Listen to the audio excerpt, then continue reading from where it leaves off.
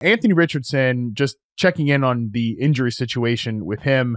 As people know, he's been getting like a second opinion on his shoulder, which is the same shoulder that he hurt as a rookie, which by the way, I don't love that this sounds like old Cam Newton, like everything that we're hearing with Anthony Richardson makes me uncomfortable. According to The Athletic's James Boyd, he believes that Daniel Jones has, quote, already taken a significant lead in the Colts quarterback competition.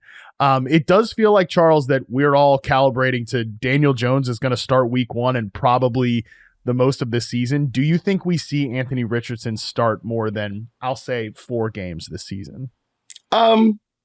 Yeah.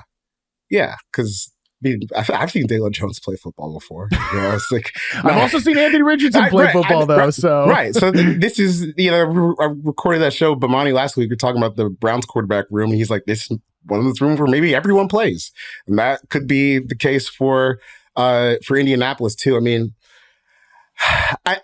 now that you're here, the Daniel Jones signing that we did rag on for like 2 months on end looks a little bit better, because imagine if you didn't have this. But I mean, at the end of the day, like, you're still going into the season with Daniel Jones as your starting quarterback. I was living with the Anthony Richardson stuff for a really long time, but I think the injuries are piling up, just a little bit too inconsistent. So, and it seems like the Colts are just about ready to move on, and maybe have been ready to move on for a little bit. It's unfortunate, because you always want the video game characters to kind of figure it out. But if what James is reporting is true, and I have no reason to doubt that, he's a really, really good reporter, he's plugged in with the Colts.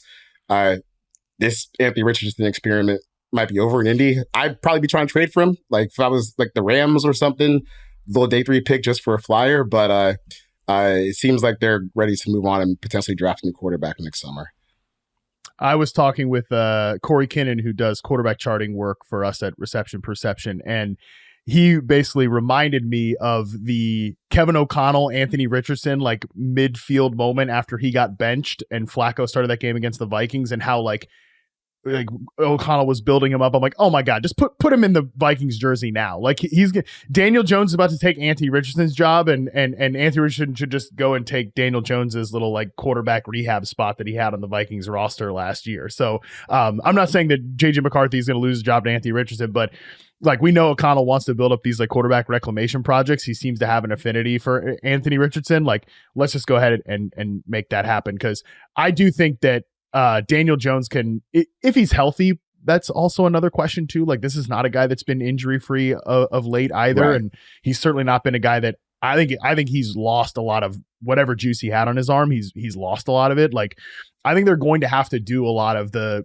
Gardner Minshew sort of like quick RPO hitting stuff with Daniel Jones under center, which I do think can maybe get them to like a functional offense with the weapons. It's so bad to watch for a full season. I know it's not fun, bro. It is not fun to watch, but at least some of these guys will get catches. Like, I mean, that's basically the long and short of it. So, okay, let me ask you this then. Just over under on quarterback starts here.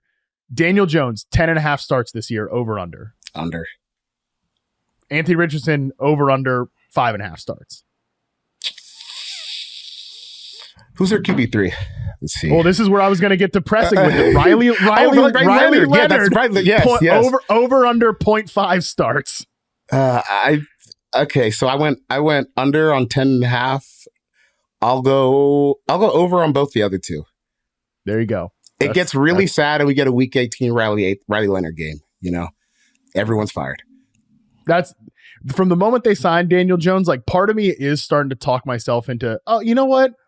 I do think that this can be like a functional offense with Daniel Jones, just because they have really good receivers and Michael Pittman and Josh Downs who fit his game well. And, you know, we'll see. They are remaking the offensive line, but like Jonathan Taylor's there.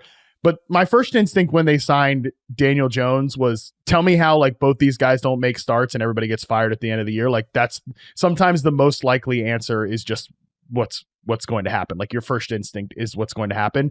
And yeah, like, let's just throw Riley Leonard in the mix there. He gets one like ceremonial start at some point just so they can get a look at him. I do think that's probably what's going to happen here.